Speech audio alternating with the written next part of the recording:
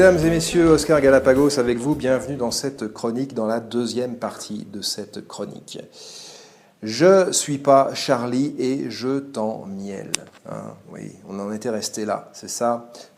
On parlait du fait que Dieudonné s'était un peu senti Charlie, hein, et qu'il n'y avait pas, eu de censure, il n'y avait pas eu, enfin on avait, je veux dire, respecté cette liberté d'expression. Liberté d'expression. Hein, ouais. Laissez-moi gaulerie, comme disait la chanson.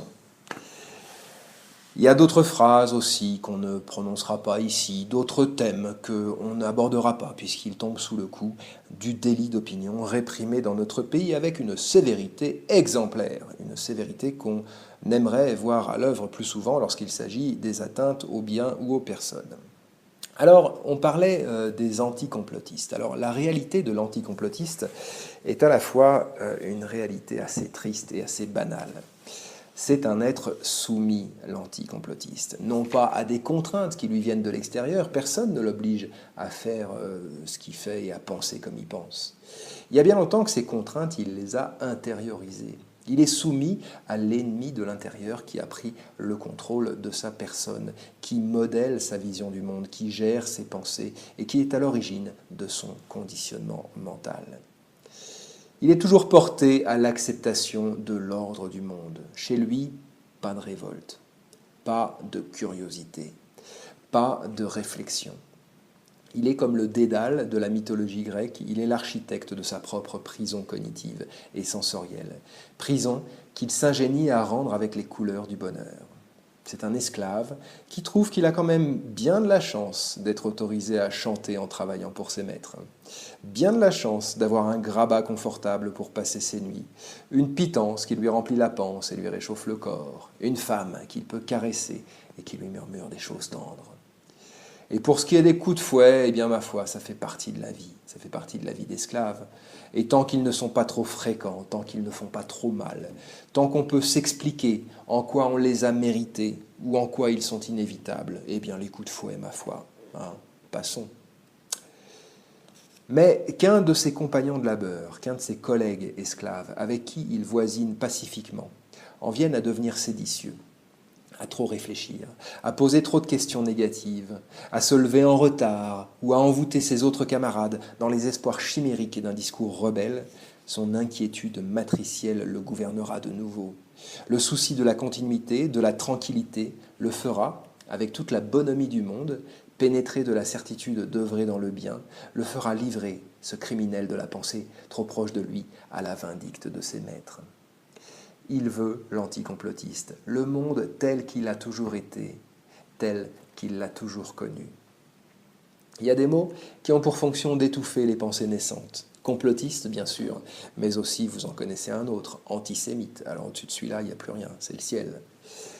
Et ne serait-ce pas parce qu'il y a là, précisément, matière à penser, un très long fil, bien emmêlé, bien embrouillé à souhait, mais qu'il serait loisible de dévider et qui amènerait avec lui toutes sortes de trouvailles étonnantes? Stop, c'est complotiste, c'est antisémite. On sait à quoi ça conduit. Tu veux tout de même pas t'engager sur ce terrain? Allez, une petite tape sur les doigts et va te recoucher. Ou retourne regarder la télé. Ou retourne lire la presse et écouter les radios d'État qui sont subventionnés par tes impôts, par ton labeur de chaque jour. Hein, ça n'est nullement un complot contre toi. Non, c'est pas un complot contre ton intelligence, contre ton bon sens. Tu ne les subventionnes, ces médias, que pour ton bien, que pour qu'ils soient à même de t'offrir une information impartiale et objective, pleinement en accord avec le monde tel qu'il est, puisque le monde tel qu'il est les subventionne et les fait exister. Si même tu veux acquérir une nouvelle télé, écoute, on peut te faire crédit, on peut te l'offrir sur la foi de ton travail futur. Moyennant quelques intérêts, bien sûr, mais on peut te l'offrir sans coup férir, car on connaît bien ta docilité.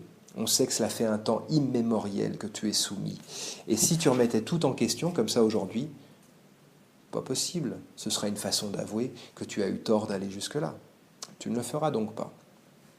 Et d'ailleurs, où prendrais-tu, si tu étais tenté par l'aventure, le courage et la vaillance, la constance et la régularité qu'il faut apporter à l'entreprise, hein? Peut-être irais-tu te documenter un peu sur des sites dits complotistes. Peut-être, à bout de désespoir de cette vie qui manque cruellement de sens, Irais-tu jusqu'à avoir l'intrépidité de t'exposer aux thèses, aux arguments? Peut-être goûterais-tu pour la première fois de ton existence inepte aux délices glaçants d'une intelligence qui arraisonne enfin l'absurdité, au vertige d'une évidence qui se dévoile là, sous tes pieds, là où jusqu'à maintenant tu reposais tes pas en toute sûreté. Peut-être qu'une question en amènerait une autre, puis 10 autres, puis 100 autres, et peut-être serais-tu pris de panique à l'aspect démesuré de ce savoir qui était là, qui t'habitait et que tu niais, et qui s'étalerait maintenant en pleine lumière, aveuglant. Peut-être, ayant peur de perdre le chemin et ayant plus peur encore de perdre la marche, voudrais-tu revenir en toute hâte au monde d'avant, au monde tel qu'il a toujours été, au monde tel que tu l'as toujours connu. Mais ce serait devenu impossible, car tu saurais alors. Et malgré tous les efforts, malgré tout ton vœu le plus intime et le plus enfantin, tu ne pourrais plus faire comme si tu ne savais pas. Pauvre esclave sans chaîne, nu et sans défense, tu te précipiterais vers les autres, vers ta femme, vers tes amis, pour leur dire, pour leur révéler ce que tu as vu, toi. Mais tu ferais bien vite l'expérience désolante qu'on ne traite pas avec les complotistes ainsi qu'on traite avec les gens normaux. D'instinct, un reste de calme et de lucidité t'avertirait qu'il ne vaut mieux pas aller trop loin avec n'importe qui et n'importe comment. Tu te chercherais alors peut-être d'autres compagnons, des gens comme toi, débranchés. Bienvenue mon ami dans le monde réel. Long est encore le chemin qui doit te mener à la maturité, mais nous avons réussi aujourd'hui à te faire sortir. Bienvenue mon ami.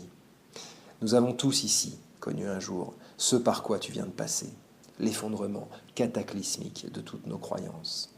On y survit, crois-moi. Bienvenue mon ami, tu n'es pas arrivé au bout du chemin, tu n'en es qu'au commencement. Et souviens-toi que la culture, c'est de la mienne.